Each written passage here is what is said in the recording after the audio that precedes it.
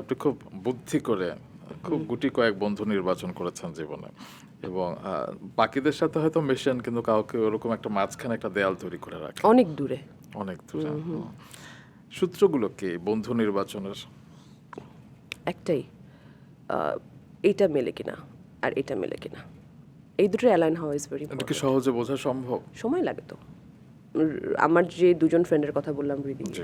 এদের সাথে আমার 2008 থেকে আজকে পর্যন্ত 16, 17, 18 বছর ফ্রেন্ডশিপ। সো কন্টিনিউ করছে বিকজ অফ এই দুটো অ্যালাইন হয়েছে, এটা আর এটা। এবং সেই দুজনের সাথে আমি এখানে আসার আগে কথা বলে এসেছে। আমি বলে এসেছি, আমি বলে এসেছে।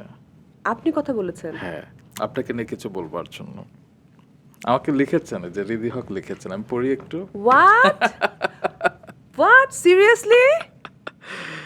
তানজিকের জাপটে ধরে ভালোবাসতে পারা, হাসতে হাসতে হেঁচকি উঠে যাবে তবু সেই হাসি থামাতে না পারা আমি অনেক ভালোবাসি। বেসুরো হলেও গলা ছেড়ে গান গাইতে গাইতে কাঁদতে পারা আমার অদ্ভুত ভালো লাগে।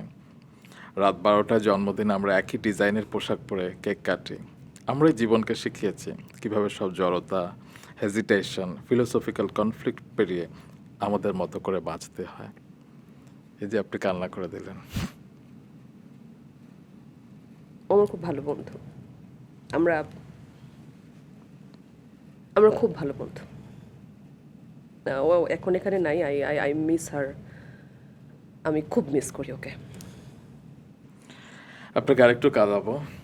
আপনার আরেক বন্ধু কামরুজ্জামান রনি বলেছেন, তার সাথেও কথা বলেছে। আচ্ছা, ওকে দেখি। তানজিকা মুক্ত মনা মানুষ, কোনো ট্র্যাডিশন রীতি রেওয়াজের ধার ধারে না।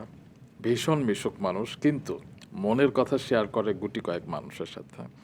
প্রচুর খরচ করে বলে তানজিকাকে প্রায়ই আমরা বকা দিই, কিন্তু মন আবার ভালো হয়ে যায় যখন দেখি খরচটাও শুধু নিজের জন্য করে না, বাসা সহকারী, দারোয়ান, ড্রাইভার কিংবা ইউনিটের সবার প্রতি ওর সমান খেয়াল, সমান মায়া। এটা তো ভালোবাসার মানুষ, ওরা আমার বলবে। Yeah.